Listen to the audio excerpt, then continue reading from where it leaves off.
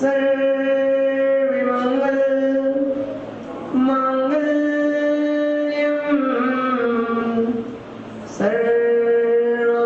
सर्वकल्याण कारकम विधानम सर्व धर्माणां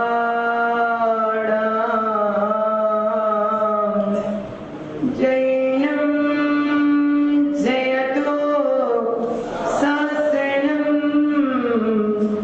जैनं जयतु शास्त्रं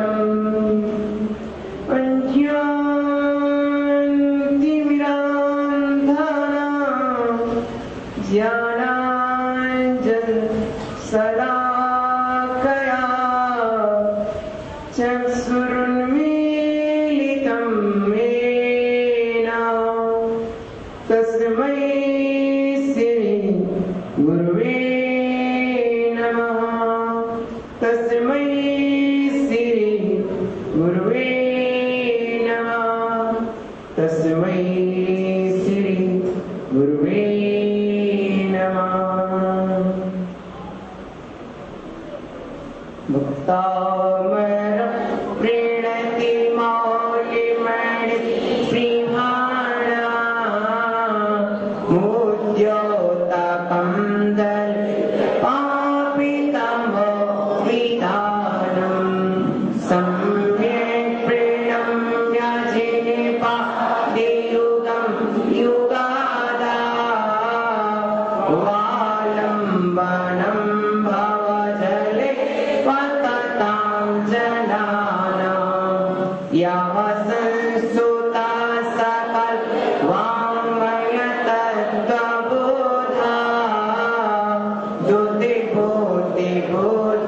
बुद्धिपटुभिः सर्वलोकनाथे स्तोत्रैर्जगत्त्रितय चेत्तवरे हृदारे स्तोत्रे किलाहिमपिदं प्रथमं जिनेन्द्रं प्रथमं जिनेन्द्रं प्रथमं अनंतानंद सिद्ध परमेष्ठी भगवान की परम पूजनीय पंच परमेष्ठी भगवान की परम पूजनीय 24 तीर्थंकर भगवान की परम पूजनीय देवादिदेव भगवान महावीर स्वामी की परम पूज्य आदि ब्रह्मा आदि प्रभु आदिनाथ भगवान की परम पूज्य आचार्य मानतुंग महाराज की परम पूज्य गणाचार्य गुरुदेव विराट जी महाराज की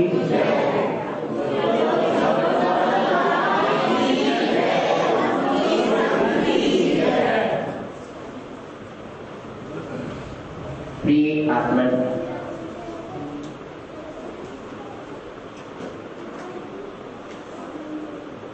भक्तावर स्तोत्र की मंगलमयी भक्ति धारा में अवगाहन करते हुए अभय प्रदाता आदिश्वर स्वामी का यह गुणानुवाद हमारी अंतस चेतना को निर्मल विमल धवल और उज्जवल बनाता है।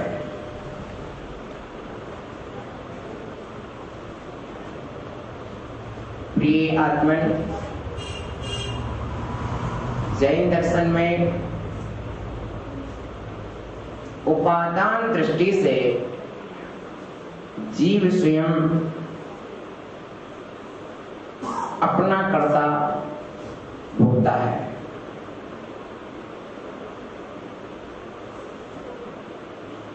जीव स्वयं डूबता है, जीव स्वयं तैरता है। जब मेरा आत्मा विभाव रूप परिणाम बनाता है तो भव सागर में डूबता है। जब मेरा परिणाम स्वभाव रूप होता है तो भव सागर से तैरता है। विभाव परिणामों पर विजय पाना ही सबसे बड़ी विजय है। अथवा स्वभाव में आना ही आत्मा के अयोध्या में प्रवेश करना है। विभाव परिणाम ही बच्चे हैं, विभाव परिणाम ही तलवार है, विभाव परिणाम ही चक्र है, विभाव परिणाम ही खड्ग है। आत्मा का घात करने वाला परिणाम विभाव परिणाम, विभाव परिणाम यानी राग, द्वेष, मोह, विकार, विषाद, ईर्ष्या, असूया। तो नाना प्रकार के मेरे परिणाम ही मेरे शत्रु हैं, वो मेरे शुभ और शुद्ध परिणाम ही मेरे मित्र हैं। बाहर के शत्रु उतना अहित नहीं कर सकते जितना अहित मेरे अंतरंग शत्रु करते हैं। राजा को सर्वाधिक हानि पहुंचाने वाले उसके अंतरंग शत्रु होते हैं, किंतु वे मित्र की तरह रहते हैं। बहिरंग शत्रु शत्रु के तुल्य ही रहते हैं, इसलिए उनसे सुरक्षा राजा कर लेता है। लेकिन जो अंतरंग शत्रु होते हैं वे बहिरंग में मित्र के तुल्य रहते हैं, लेकिन होते अंतरंग शत्रु। जो राग है, माया है, लोभ है, ममत्व परिणाम है, ये आत्मा में मित्र की तरह रहते हैं, लेकिन सब होते शत्रु। प्रिय आत्मा, इस संसार समुद्र की उपाधि है। जैसे समुद्र में नौका चलती है, वैसे ही मेरी जीवन रूपी नैया जो है एक भव समुद्र में है।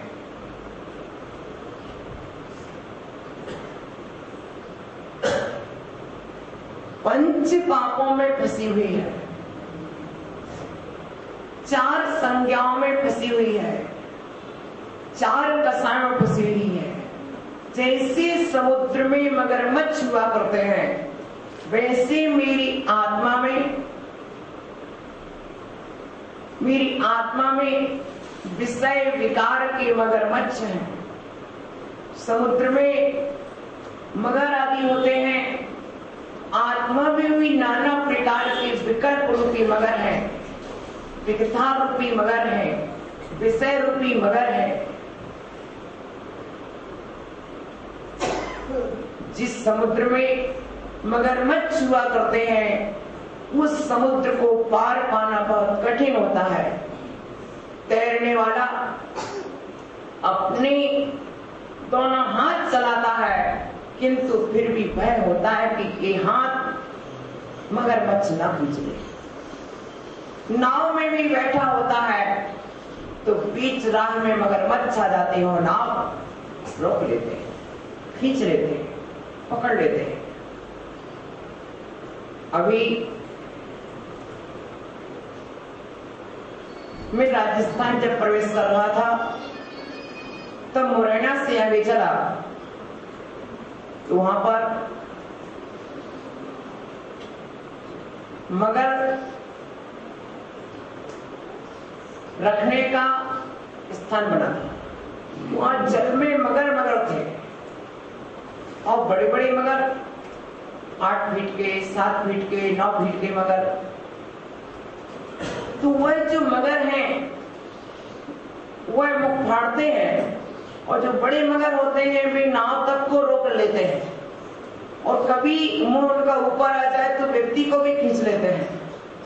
पूरी आत्मा इसी तरह जो विषय कसायों के मगर होते हैं, वे विषय कसायों के मगर में आत्मा की उन्नति को रोक लेते हैं।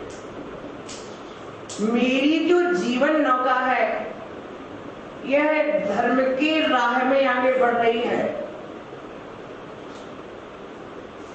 आगे बढ़ती हुई नौका को विषय कसाय के मगर पीछे खींच लेते हैं। ये तो अच्छा है कि ज्ञान रूपी नाग दमनिया साधु जन अपने पास रखते हैं, जिसके कारण भोग रूपी भोजन को उन्हें डस नहीं पाते। क्या है? भोग रूपी भुजंग उन्हें नहीं डस पाते हैं, क्योंकि ज्ञान रूपी नाग दमनिया पास में रखते हैं। देखिए, नौका आगे बढ़े लेकिन मगरमच्छ आगे कैसे बढ़े? ऐसे समय में जो जिनेंद्र भगवान का भक्त है, किसका आश्रय लेता है? व्यवहार दृष्टि में जिनेंद्र भगवान के स्मरण का आश्रय लेता है, और जिनेंद्र का स्मरण आत्मा का स्मरण है, आत्मा का स्मरण जिनेंद्र का स्मरण है। जो जानति अरहंतम दब्बत गुणत पच्चतेयम सो जानति अपाड़म सो जादू तस्य मोहलयम। आचार्य देव श्री कुंद भगवान पंचास्ती काय की 80 गाथा में लिखते हैं, जो अनंत भगवान को जानता है, कैसे जानता है, उनका द्रव्य कैसा है, उनके गुण कैसे हैं, उनकी शुद्ध पर्याय कैसी है, सो वह अपने आत्मा को जानता है, अपनी आत्मा के गुणों को जानता है, अपनी पर्याय को जानता है। और जानने का मतलब जानना ही नहीं है, संवेदन भी है। स्मरण करता है, स्मरण करता है, बारंबार स्मरण करके अपने चित्त में विशुद्धि को पैदा करता है, भावों में निर्मलता पैदा करता है। ये आत्मन डुबाता पाप है, कोई नहीं डुबाता। वो स्वभाव तेरी नौका डूब गई। ओहो, किसने डुबा दी? बेंतर ने? नहीं, बेंतर ने नहीं, तेरे अभ्यंतर के परिणाम ने तेरी नौका डुबाई है। यदि तू नमोकार के प्रति अनास्था पैदा नहीं करता, अश्रद्धा नहीं लाता, शंका और संदेह नहीं लाता, तो बेंतर में वह ताकत नहीं थी कि तेरी नौका को डुबा सके। प्रिय आत्मन, जब तक स्मरण चलता रहा तब तक शुभम की नौका, और जब श्रद्धा गई नौका डूब गई। डुबाया किसने? बेंतर ने? नहीं, आभ्यंतर ने डुबाया। उपादान कारण मेरी आत्मा स्वयं है।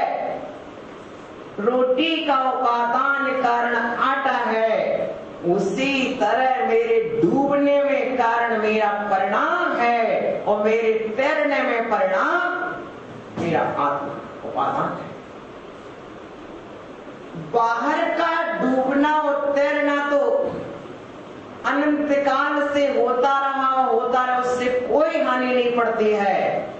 बाहर में डूबे या बाहर में तैरे कुछ अंतर नहीं रखता है, लेकिन भीतर में डूब गए,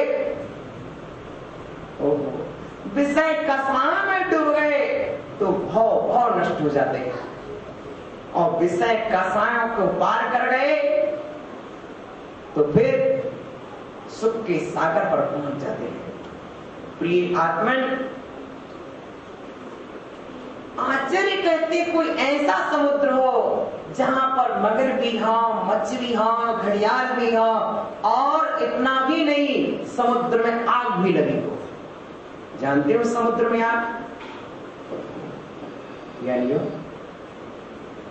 जब समुद्र में कुछ ऐसे रसायन तैयार होते हैं कि वे रसायन परस्पर में टकराते हैं, जैसे बांस परस्पर में टकराता है तो आग पैदा हो जाती है, ऐसे ही समुद्र में जब अनेक रसायन टकराते हैं तो आग पैदा हो जाती है, जिसे बड़वानल कहते हैं।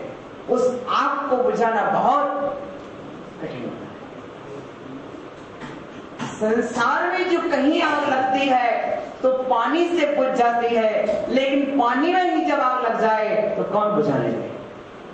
ऐसे समुद्र में ही आग लगी हो अब क्या?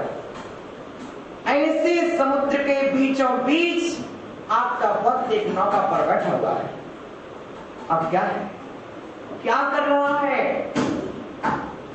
क्या है सहारा? जैसे जहाज का पंछी पूरे समुद्र में उड़ के पुनः उसी जहाज पर आ जाता है, उसी तरह हे जिनेंद्र देव, मात्र आपके स्मरण के सिवा कोई सहारा नहीं है। बताइए, क्या वीतराग देव सिद्धालय से आएंगे या समोसरण से आएंगे? न सिद्धालय से सिद्ध भगवान आते हैं, न समोसरण से अनंत भगवान आते हैं। समोसरण के अनंत समोसरण में रहते हैं, विदेश क्षेत्र के तीर्थंकर विदेश क्षेत्र में रहेंगे, और सिद्ध क्षेत्र के सिद्ध भगवान सिद्धालय में रहेंगे। वे हमारे स्मरण से हमारा कष्ट मिटाने नहीं आते हैं, और कष्ट मिटाने आ जाए तो ना तो वे सिद्ध हैं, ना वे अनंत हैं, ना वे वीतराग हैं। वीतराग देव कष्ट निवारण करने वाला नहीं है, किंतु वीतराग का स्मरण, वीतराग देव का स्मरण करने से आत्मा में जो विशुद्धांश प्रकट होते हैं, निर्मलता प्रकट होती है, उस निर्मलता से पाप कर्मों का संवर होता है, नाश होता है, पुण्य कर्म का आश्रय होता है। मेरा पुण्य मेरी रक्षा कर लेता है, और मेरा पाप जब रुक जाता है तो संकट दूर हो जाता है।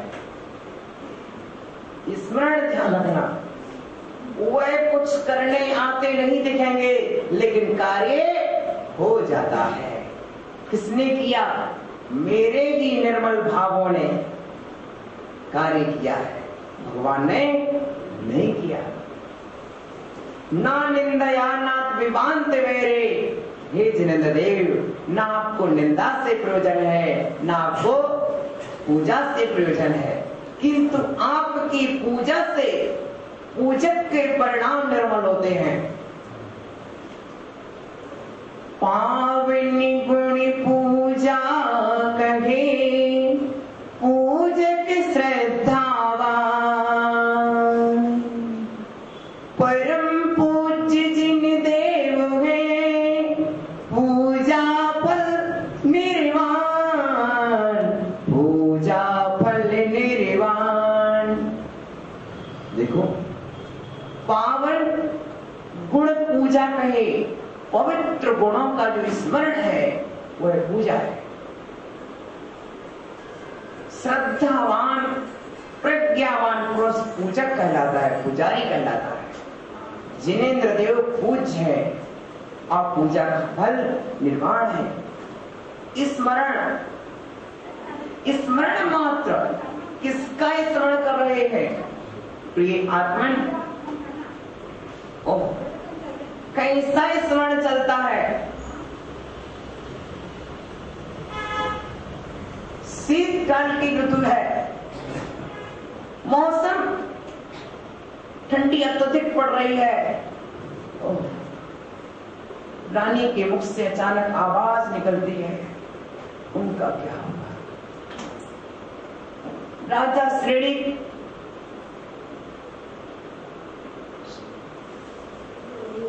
सोया है, फिर भी जागृत है। अचानक शब्द सुनता है कि मेरी रानी के मुख से क्या शब्द निकल रहा है, उनका क्या होगा? अहो ज्ञानियों, देखो तो सही। राजा श्रेणिक सोचता है कि मेरी रानी इसके विषय में क्या सोच रही है।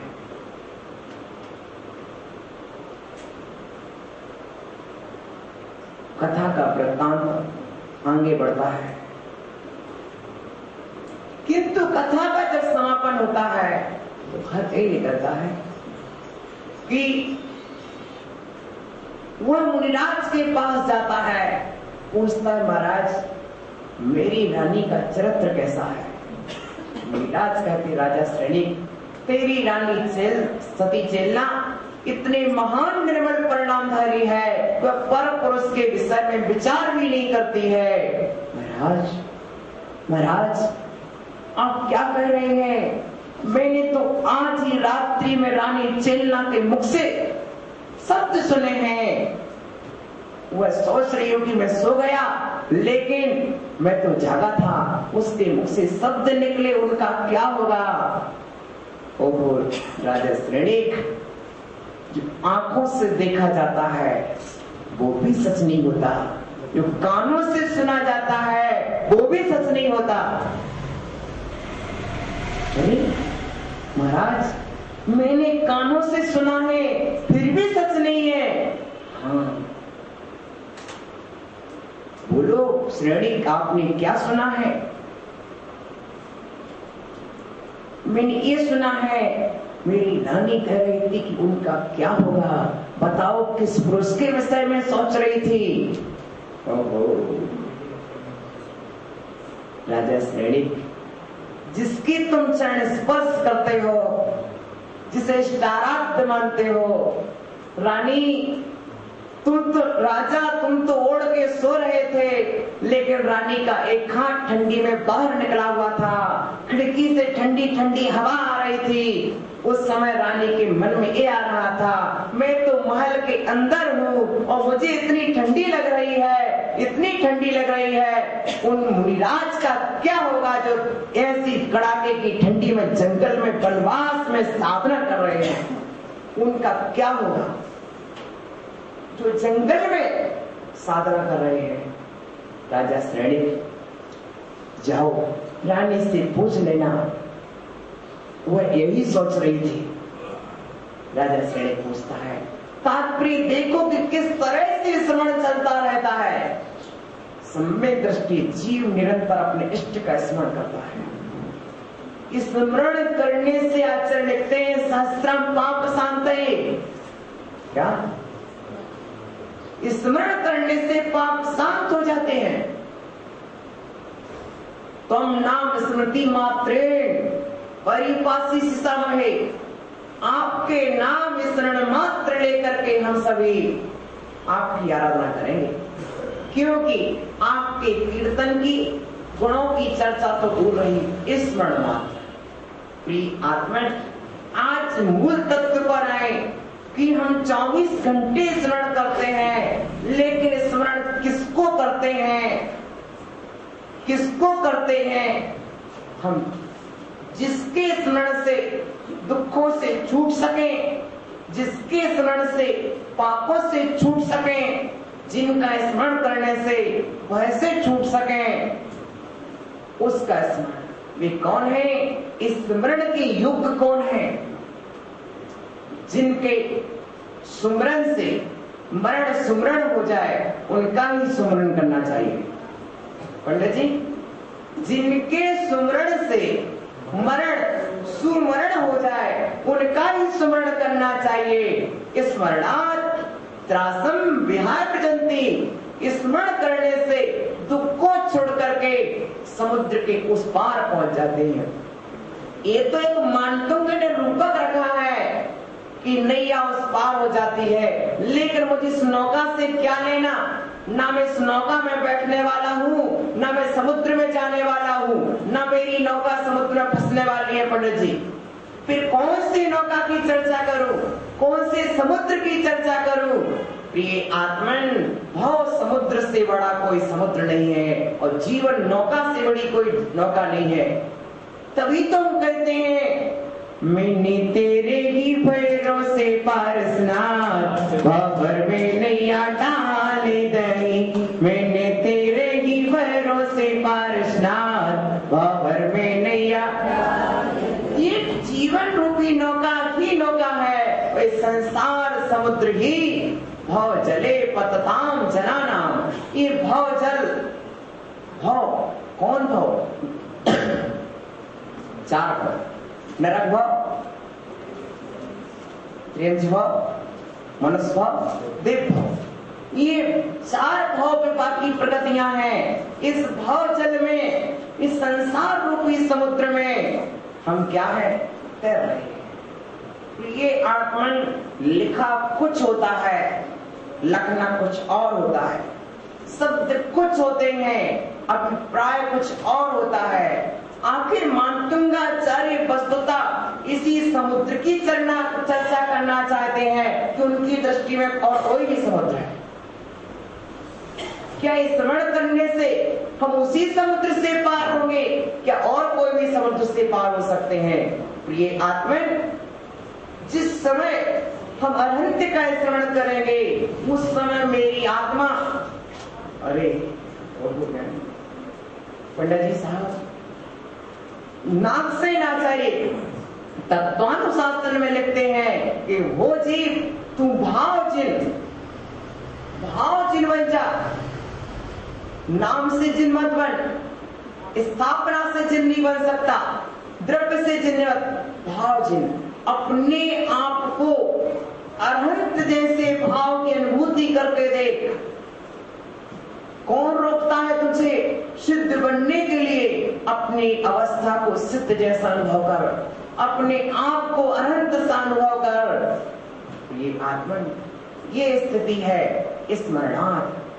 हमारे आचरण में लिखा बारंबार स्मरण करने से, बारंबार स्मरण करने से असंख्यात गुणे कर्मों की निद्रा होती चली जाती है। स्मरण करने से आचार्य महाराज लिखते हैं अरहंत नमोकारम भावे न जो गुणति पयदवदी सो सब दुख मुक्कम पावत श्रेण का लेड़े।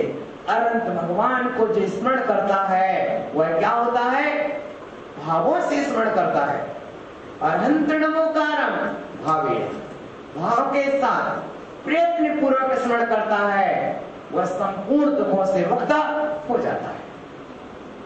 वक्ता का स्तोत्र इतना महान है तो उसकी महानता में कल व्यवहार ही नहीं है, अध्यात्म का रसास्वादन भी है। इतना महान आध्यात्मिक साधु कि जो जेल के अंदर में रहकर के स्तोत्र की रचना कर दे। हम और आप तो व्यक्ति कष्टों में आंसू बहाने बैठ जाते हैं और लेके हम और आप कष्टों के बीच में आंसू बहाने बैठ जाते हैं, लेकिन उन्होंने कष्टों के बीच में आंसू नहीं बहाए, भक्ति की धारा बहा दी, अध्यात्म की धारा प्रवाहित कर दी कि हे प्रभु आपके स्मरण से नौका पार हो जाती है, मुझे इस नौका से प्रयोजन नहीं है, मेरी जीवन नौका पार होना चाहिए, मेरी जीवन नैया पार होना चाहिए। प्रिय आत्मा, इस नौका में छिद्र नहीं है, दोष नहीं है, अच्छा नहीं है, अभी नौका पार होना चाहिए। स्मरणार्थ त्रासम प्रिय है, दुख को छोड़ करके, कष्ट को छोड़ करके पार हो जाती है। स्मरण करना चाहिए। स्मरण से और किसके स्मरण से? आपके भी अनंत के सिद्ध के, और साथ में कौन शरण है?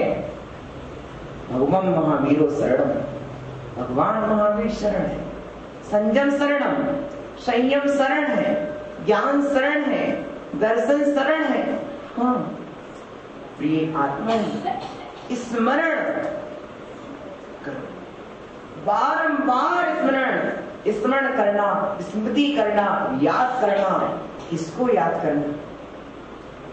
जिसको याद करने से आप पर दया बरस जाए, जिसको याद करने से हमारे कर्म कटे, जिसको याद करने से हमारा संवर निद्रा का पथ प्रशस्त हो, जिसको याद करने से परिणाम शुभ हो जाए, उसे याद करें। याद करते करते आश्रव ना हो, याद करते करते राग ना बढ़ जाए। जिसको याद करने से राग बढ़े, जिसको याद करने से द्वेष बढ़े, उससे याद मत करना, वो तो आप ध्यान में चला जाएगा। है? वो तो याद करना भी अब ध्यान हो गया, लेकिन तो जिसके स्मरण करने से पाप धुल जाए, जिसके स्मरण करने से मन शुद्ध शांत और प्रशस्त हो जाए, उसको स्मरण करो। आचार्यों ने लिखा ओम मंत्र है, इस मंत्र को 500 बार जपने से एक उपवास का फल मिलता है। औमरीनमा इस मंत्र को जपने से उपवास का फल मिलता है। नमोकार मंत्र का तो कहना ही क्या है, एक माला पहन लो या एक उपवास कर लो बराबर होता है। प्रिय आत्मा, ऐसी महान महिमा है स्मरण करने से। जहां जहां भी आप देखोगे संकट के समय में स्मरण किया है, सुमरण किया है। चाहे सीता देखो नमोकार का स्मरण करती है, अग्नि कुंड जलकुंड हो जाता है। सोमा नमोकार का स्मरण करती है, नाग फूलों का हार हो जाता है। स्वान नमोकार का श्रवण करता है, वह देव हो जाता है। बकरा नमोकार का श्रवण करता है और श्रवण के फल से देव हो जाता है। बैल नमोकार का श्रवण करता है, क्या हो जाता है? देव हो जाता है। या तो श्रवण करो या स्मरण करो, किंतु किसका? अरहंत का, सिद्ध का। ये अरहंत सिद्ध का स्मरण और अरहंत सिद्ध का श्रवण ही हमारे लिए सुमरण का कारण बनेगा, समाधि मरण का कारण बनेगा। पंडित जी आज एक किताब लाए, अंतिम संस्कार। इसके बाद कोई संस्कार नहीं होता, अंतिम संस्कार। प्रिय आत्मा, लोक प्रचलित है अंतिम संस्कार, वस्तुता तो निर्वाण संस्कार ही अंतिम संस्कार है। क्या प्रिय आत्मन, देखो स्मरण करने से आचरण लिखा है, धवलाकार तो सीधे स्मरण भ्रष्ट शिष्या, संस्कार भ्रष्ट शिष्या। जिसको स्मरण भूल जाए, जो अनंत को भूल गया, संस्कार भट्ट, वो संस्कार भ्रष्ट है। जो अनंत को भूल गया, सिद्ध को भूल गया, वो संस्कार भ्रष्ट है। अरे ज्ञानी जीवो, हमारे आश्चर्य में लगते हैं स्मरण। परम पूज्य तपस्वी सम्राट सन्मति साहब जी महाराज से कानपुर में मिला तो सन्मति साहब जी महाराज कहते थे, हे श्रावको, आप जो दिन भर में पाप अर्जित करते हो, उस पाप को धोने के लिए कम से कम नमोकार मंत्र की 11 माला रोज पहनना चाहिए। 11 माला पहनना चाहिए। क्यों? इतने पापों का अर्जन होता है। आजकल तो पाप और ज्यादा बढ़ रहे हैं, दिखते नहीं है, होते हैं। दिखते नहीं है, होते हैं। अरे वो ज्ञानी सौरभ, पहले तू पांव से चलता था, अब 4-5 से 4 व्हीलर से चलने लगा। कितने जीवों की विराधना होती है, लेकिन कहीं दिखाई देता क्या? तू पांव से चलता था, एक चींटी की विराधना होती थी, तो आज रणसागर बता देते थे सौरभ तुझसे पाप हो गया, तो प्रायश्चित कर लेता था। लेकिन तू 4 व्हीलर से जा रहा है, कौन बताएगा? अहो ज्ञानी, होता है, दिखता नहीं है। स्मरणार्थ ऐसे भव सागर में नैया डूब रही है, फंसी हुई है, विषय कसायों के मध्य जकड़ी हुई नैया है। कौन पार लगाने आएगा? कोई लक्ष्य पूरा जाए, कोई दूसरा पार नहीं लगेगा। अपने आत्मा के गुणों का स्मरण करो। भवतः आपका स्मरण, आपका मतलब आपके लिए अनंत का ही नहीं है, अपने आप का भी स्मरण करो। मैं कौन हूं, क्या हूं, कहां से हूं, कैसा हूं, क्यों हूं। को हम धर्मा, को मम धर्मा किम प्राप्य किम निमित्त का इत्युहम प्रत्युहम नोचे 10 स्थाने ही मतर भवे। प्रिय आत्मन, एक बार छत्र चूड़ामणि ग्रंथ पढ़ लेना, एक बार पढ़ लेना। वादी राज जैसा आचार्य यदि छत्र चूड़ामणि पढ़ लो, या फिर कौन सा जीवनधर चंपू पढ़ लो।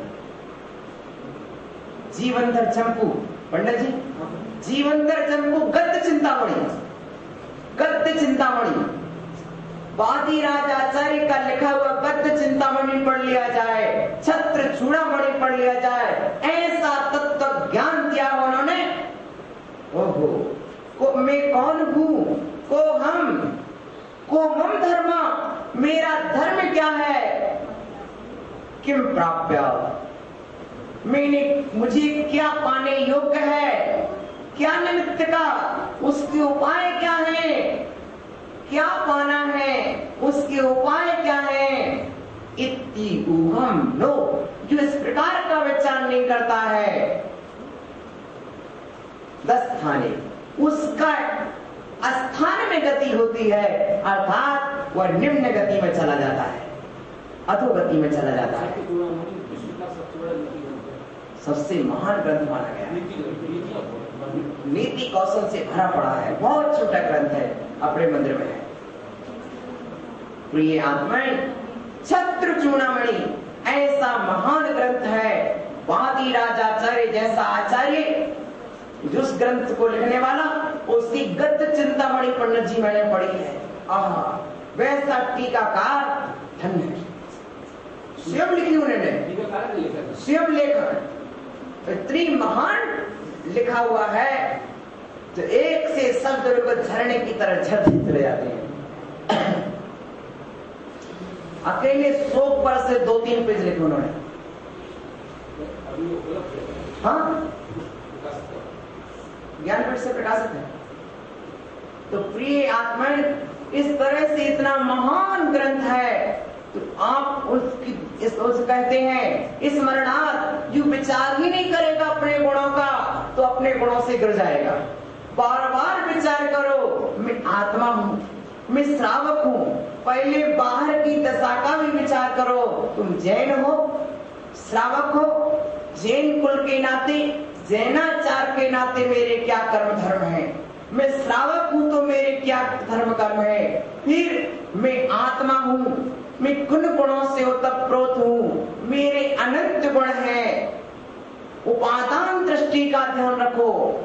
निमित्तों की 2 दशाएं हैं, अनुकूल निमित्त जुटाओ, प्रतिकूल निमित्तों से दूर रहो, अपने उपादान को कमजोर मत समझो।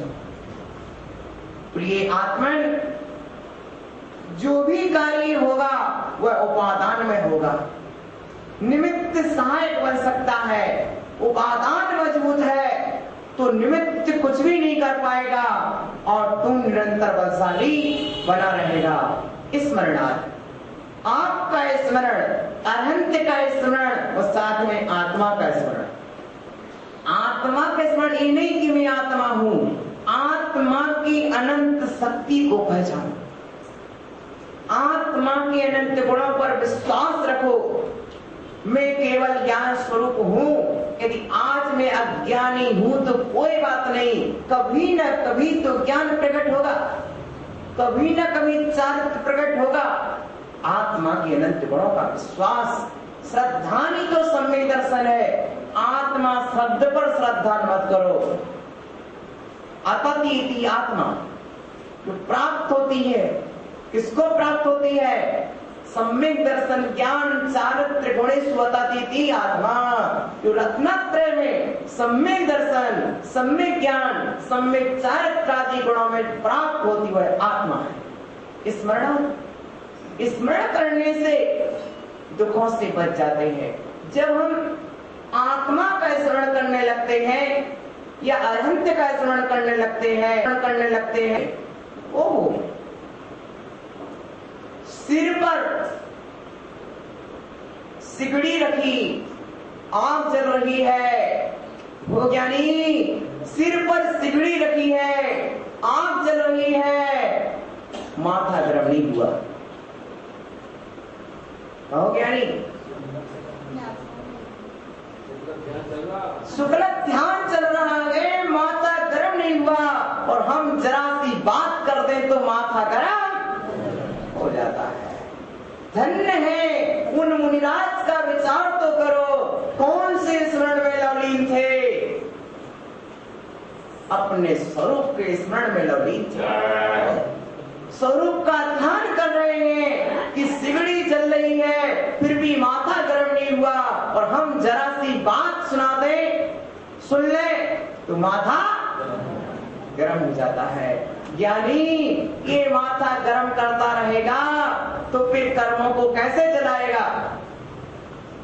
धन्य कल्पना कीजिए कितना ठंडा माथा था उनका, कितना ठंडा माथा था कि सिगड़ी जली और गर्म ना हुआ। महाराज कितना ठंडा माथा था, कितने शीतल परिणाम थे, कितने समतामय परिणाम थे, कितने निर्मल परिणाम थे। इसलिए थे कि वे अपने आप के स्वरूप को याद करते रहते थे। स्मरण, दूसरे के स्मरण से उतना कार्य नहीं बनता है जितना अपने स्वभाव के स्मरण से कार्य बनता है। दुख कोई बाहर का देने नहीं आया है, ना बाहर का दे रहा है। जब मेरा उपयोग अपने भीतर से हट करके दुख की ओर जाता है तो मैं दुखी हो जाता हूँ, जब मेरा उपयोग अपने भीतर में आ जाता है तो मैं सुखी हो जाता हूँ। इतना सा रास्ता है। खेल है उपयोग का। जब उपयोग बाहर में गया तो दुखी हो गया, भीतर में आया तो सुखी हो गया। प्रिय आत्मन गोपीचंद चले जाओ। प्रिय आत्माएं, इसी तरह परिणाम होते हैं। वो कोमल चंदौलिया इतने कोमल परिणाम लेके आ गए। प्रिय आत्माएं, ऐसे ही परिणाम होते हैं जीवों के, ऐसे उज्जवल परिणाम, निर्मल परिणाम जीव लेकर के आते हैं। कैसे? इतना माथा ठंडा कि सिर पर सिगड़ी जल रही फिर भी गर्म नहीं हुआ। ये तो देख सौरभ, जरा सी युक्ति कुछ कर दे तो सौरभ का माथा गर्म हो जाएगा। भैया खानी सोच, तेरे मुनिराज का माथा गर्म नहीं हुआ सिगड़ी रखने पर भी, और जरा सी युक्ति ने यहाँ का वहां चला दिया पहन दो। प्रिय आत्मा धन्य है।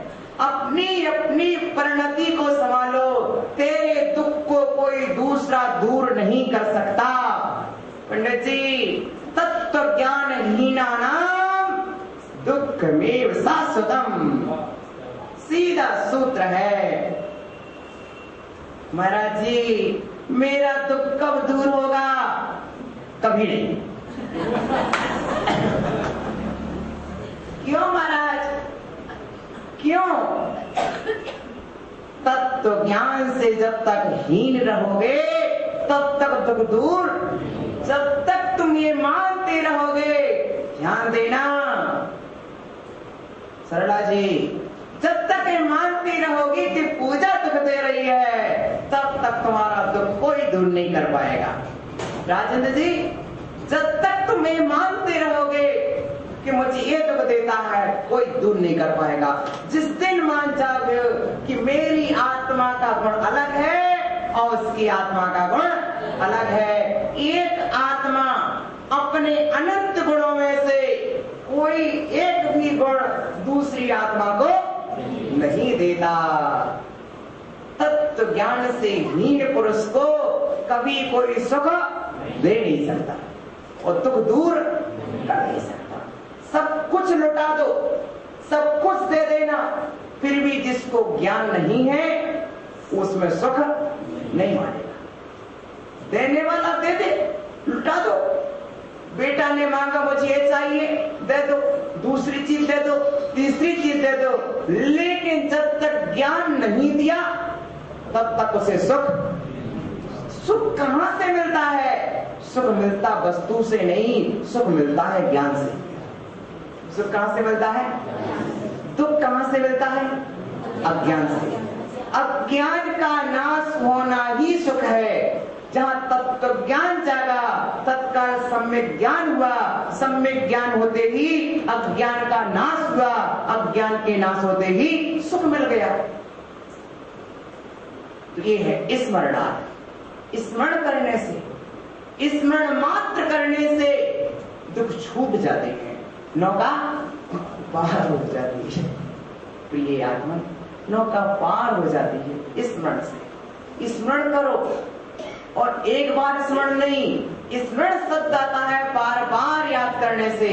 अपने गुणों को हमारे वादीराज कहते हैं,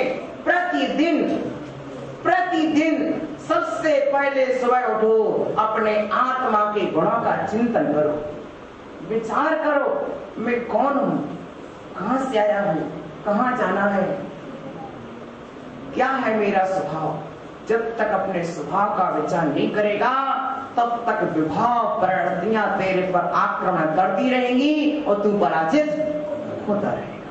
ये विभावों के मगरमच्छ तुझे खा जाएंगे। ये विभाव परिणामों के मगरमच्छ तुझे संसार समुद्र में खा जाएंगे।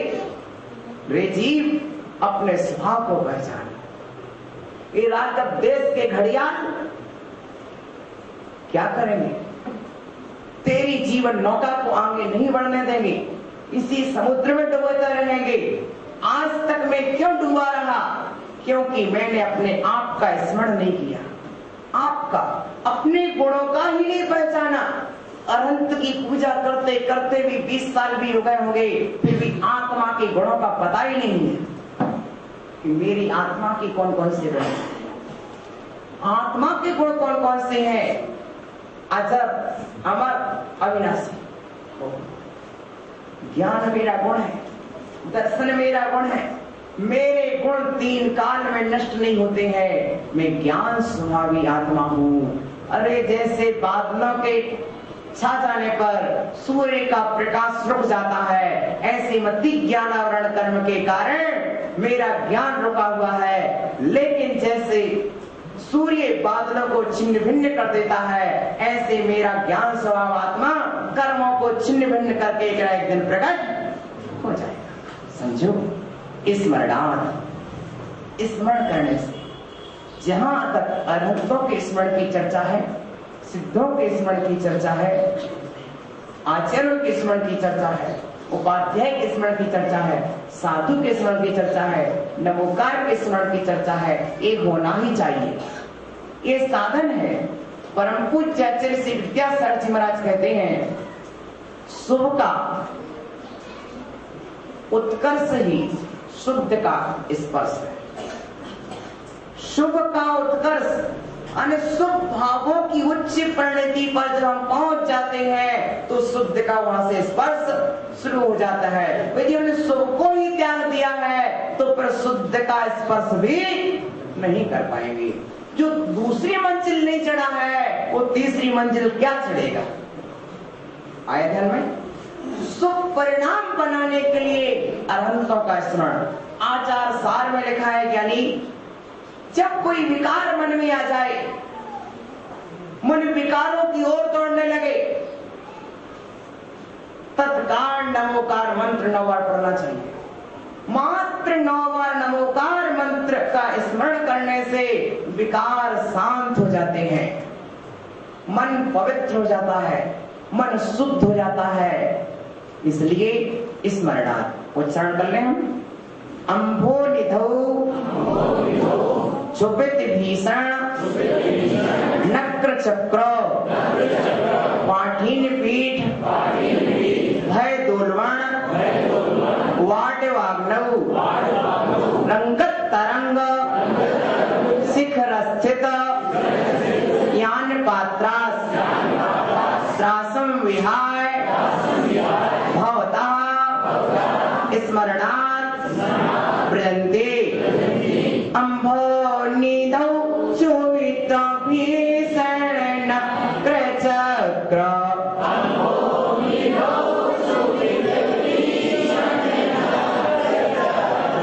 पठीन पीठ भय दोलवण वाट वाग्नौ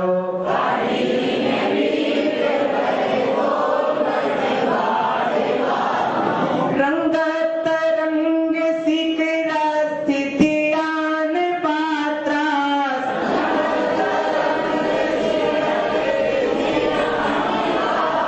रसं विहाय भवता स्मरणात् प्रयन्ते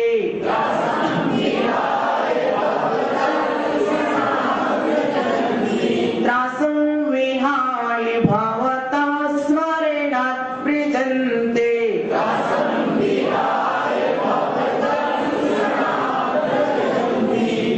देखिए, अम्भो निधौ, अम्भ माने होता है जल, निधि माने खजाना। जल का जो स्थान है समुद्र। क्षुभित, कैसा समुद्र? क्षुभित, जो क्षोभ को प्राप्त है। भीषण नक्र चक्र, जिसमें भयंकर नक्र चक्र, चक्र माने समूह, नक्र माने मगर, मगरों का समूह है, पाठीन पीठ और मछलियां भय तोलवण, भय को पैदा करने वाली हैं, वाड वानव और अग्नि भी लगी हुई है, बड़वानल है, रंगत तरंग, रंगत चंचल, तरंग माने लहर, उसके अग्रभाग में स्थित कोई जहाज है, इधर आग लगी है, मगरमच्छ उधर जहाज है। ऐसे भय को छोड़कर आपके स्मरण से गमन करता है, वह जीव आपका स्मरण करता जाता और आगे बढ़ता जाता है। आपने पुराण पढ़ा, उसमें लिखा है कि वह व्यक्ति पद्म प्रभु भगवान का इष्ट था, मानता था, सुना कि पद्म प्रभु भगवान का समोसरण आया है और वह आगे बढ़ता है। रास्ते में बेंतर बहुत परेशान करता है, आंधी चलाता है, तूफान चलाता है, नाना प्रकार की परीक्षाएं लेता है, फिर भी वह निरंतर बढ़ता जाता है और समोसरण में प्रवेश कर जाता है। प्रिय आत्मन, किसी भी कार्य की प्राप्ति के लिए परीक्षाएं अवश्य होती हैं, किंतु जो अपने इष्ट को स्मरण करता है उसके सारे विघ्न दूर चले जाते हैं। आपकी आत्मा की शक्ति से बढ़कर विश्व की कोई शक्ति नहीं है। आत्म शक्ति के जागरण करने के लिए अनंत की भक्ति, सिद्ध की भक्ति अत्यंत अनिवार्य है। जितनी जितनी हम भक्ति करते हैं, भक्ति करने से चाहे सिद्ध चक्र विधान हो, उनके गुणों का स्मरण ही अपने गुणों का स्मरण है। उनके गुणों की भक्ति अपने गुणों की शक्ति को बढ़ाती है। इस महामंगल सद्भावना के साथ हम सभी निरंतर आगे बढ़े। आज की आपकी सभा में पंडित विनोद कुमार जी रजवास से पधारे, यह बहुत बड़े गौरव की बात है। वे निरंतर प्रतिष्ठा के माध्यम से जिनेंद्र भगवान की प्राण प्रतिष्ठा कराते, अनेकों पंचरण उन्होंने कराए हुए हैं और निरंतर अपना व्यवहार शैली उनकी इतनी सुरुचिपूर्ण है कि सभी के लिए मांगलिक व्यवहार से सभी को दिल जीतते हैं। और इसी के साथ हमारे आज छतरपुर से पधारे हुए श्री गोपी चंद जी, श्री कोमल चंद जी ओलिया और श्री हमारे छोटे भैया जी और भी जो उनके साथ पधारे हैं, हमारे इंजीनियर जी साहब, बहुत अच्छे अच्छे सभी लोग पधारे हुए हैं। उन सभी के लिए बहुत बहुत मंगल आशीष है। निरंतर अपनी ज्ञान ध्यान साधना को करते हुए, धर्मामृत का पान करते हुए जीवन को मंगलमय बनाए। ओम नमः श्रीदेव्या, ओम नमः।